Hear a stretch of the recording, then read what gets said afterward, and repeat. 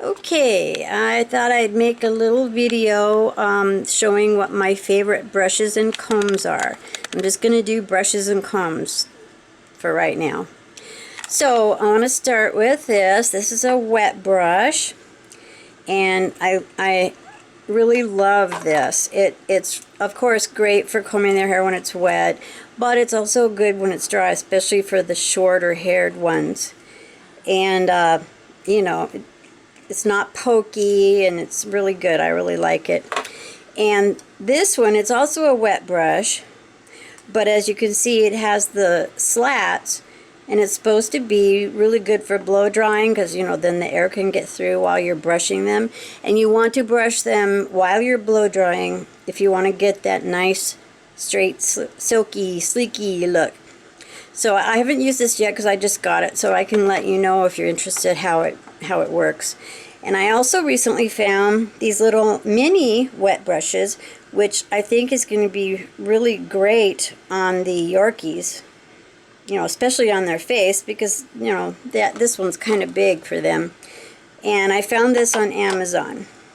The last brush, or excuse me, second to the last, is this one from Chris Christensen, which they have a lot of good products. They have shampoos and cream rinses for different types of dog hair, and they have a shampoo that's tearless, and just a lot of different things. I really like them. But this is mostly one you would want to use with longer hair. I feel like I've tried it with the shorter haired ones, and I don't know, it doesn't feel right to me. But it's designed in a way to help break up tangles and that sort of thing. It's a really good brush. And this little guy is from Doggie Man in Japan, and you can see it's a completely different type of brush. But from different things I've tried of this sort, this is by far my favorite. I mean, this brush can really make a difference in the look, you know, when you use it. And occasionally I will use this when I'm blow drying, but you have to be really careful with this brush because these puppies are sharp, and if you happen to, you know, kind of turn it in the wrong way and poke, especially these bottom ones, it really hurts. I've done it to my own hand before.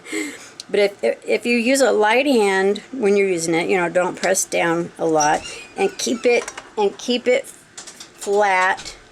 You can use this without poking them.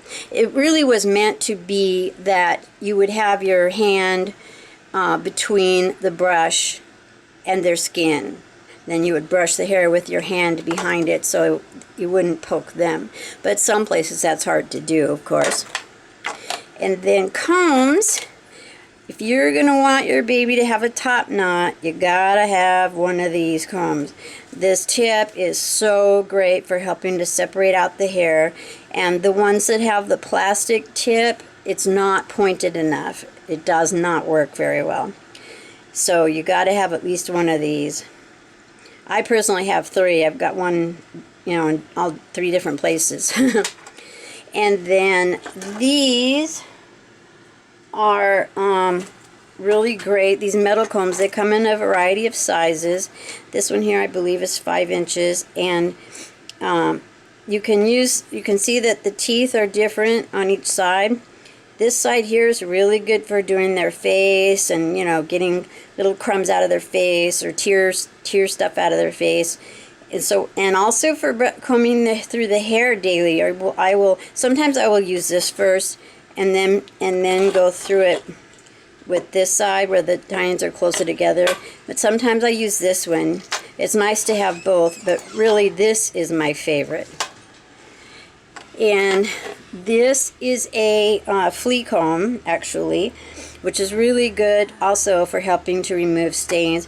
But it's a little bit closer even together, you can see, than this is. So it's really handy. And I also recently got this set here, same thing, just 2 different kinds in there. I don't know exactly why they have 2 different ones, but I'm sure I'll figure that out.